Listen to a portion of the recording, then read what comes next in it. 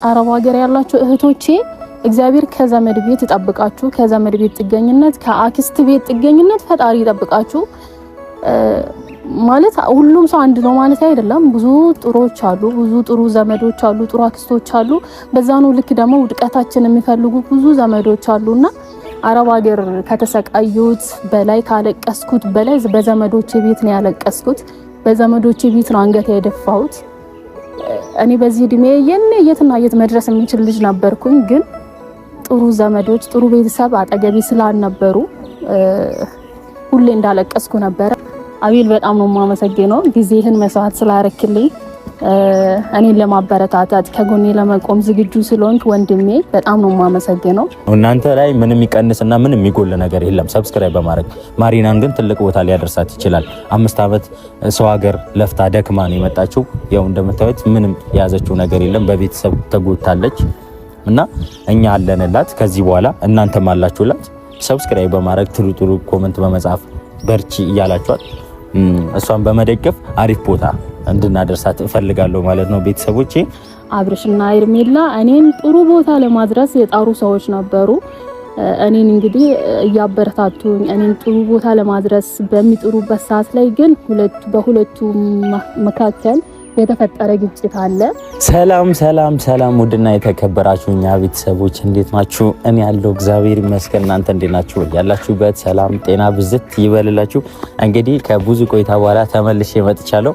ያው በዛ ሰሞን ሄርሜላና አብርሽ የከፈቱላት አንድ ልጅ ነበረች። እሷ ማሪና ትባላለች።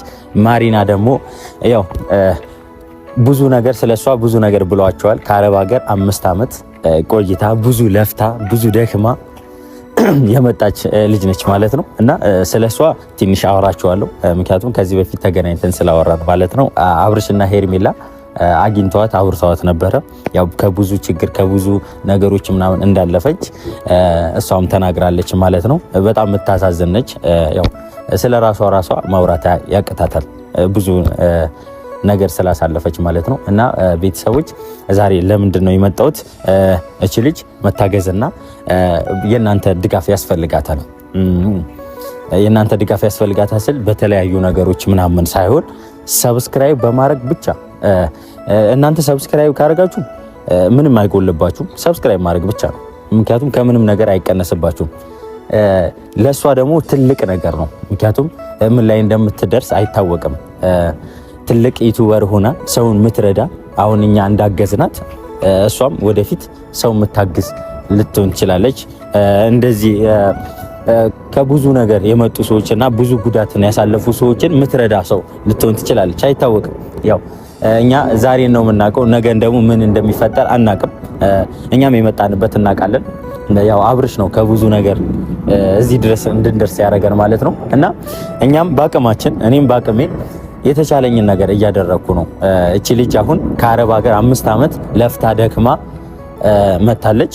ያው አረብ ሀገርና ውጭ ሀገር ያላችሁ ለቤተሰብ ለራሳችሁ ብላችሁ እየወጣችሁ ብዙ ሰዎች አላችሁ።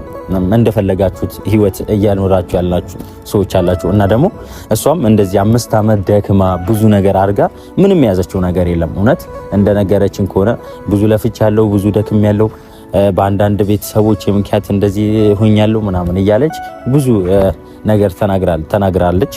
ግን ያው እስኪ እዚህ ሆና ደግሞ ምናልባት በዩቲዩብ አሪፍ ደረጃ ላይ ልትደርስ ትችላለች፣ አይታወቅም። የዛሬን ነገ ምን አይነት ነገር እንደሚገጥማት አይታወቅም። እና አሪፍ ደረጃ ላይ ልትደርስ ትችላለች። እግዚአብሔር ነው የሚያውቀው። አሪፍ ቦታም ደርሳ እንደምናያት እርግጠኛ ነኝ። እና ዛሬ የመጣሁት ምንድነው እሷን እንድናበረታታ የመሬ ነው።